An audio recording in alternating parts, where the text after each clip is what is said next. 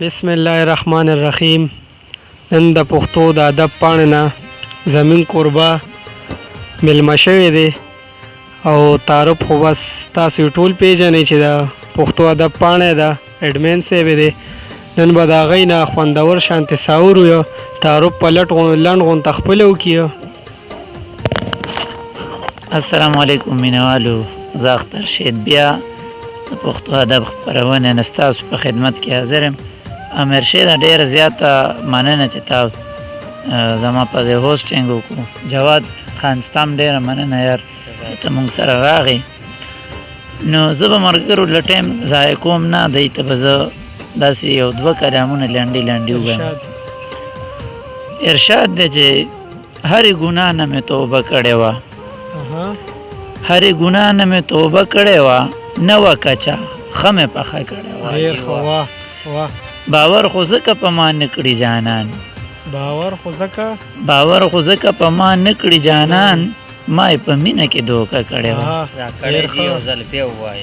باور خو ځکه په ما نه کړي جانان، ما یې په مینه کې دوکه کړې وه. ځان مې برباد او بل آباد مې ساته، ملګرو ما دغه نشه کړې وه.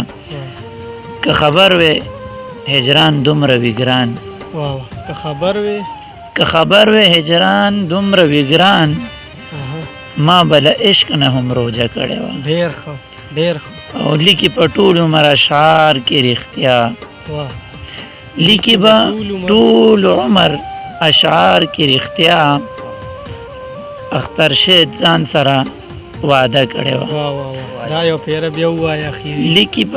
لیکي به ټول عمر اشعار کې رښتیا، اختر شید ځان سره وعده کړې وه. یو جهان مننه مینوالو ستاسو د اورېدو او د کولو یو جهان مننه. اوس یو غزل دی اول خو محمد صلی الله علیه وسلم ذکر دی پکې، نو یو پیره ما ووایي صلی الله علیه وسلم. محمد چې کومه پرېښې په عرب مسلماني، همهغه مو نصیب کړې زمونږ رب مسلماني. غرض مطلب نیکۍ نه زما خدایه پناه غواړم، غرض مطلب نیکۍ نه زما خدایه پناه غواړم، هم غواړم ترې پناه چې وي د ډب مسلماني، هم غواړم ترې پناه چې وي د ډب مسلماني. د ورځې په ظاهره هر سړی زاهد عابد وي. امیر شید بھائی، د ورځې په ظاهره هر سړی زاهد عابد وي، عطا کړې راته خدایه پټ په شب مسلماني.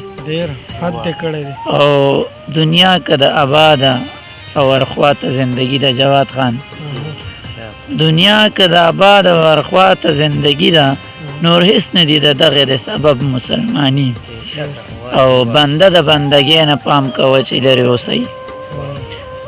ټولو مینوالو ته پیغام، بنده د بندګۍ نه پام کوه چې لرې اوسئ، بیا کړي به د انسان مقرب مسلماني.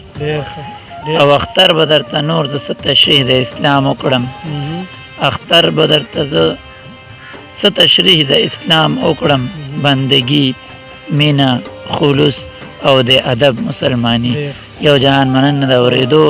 مینوالو زمونږ پاڼه لایک کوئ، زمونږ کلامونه خوښ کوئ، شیر یې کوئ او مونږ له ډاډګیرنه راکوئ، ځکه زمونږ نوی پیج دی او انشاءالله ښه شاعران به ستاسو مخې ته راځي چې هغه به په نورو پاڼو باندې نه راغلي.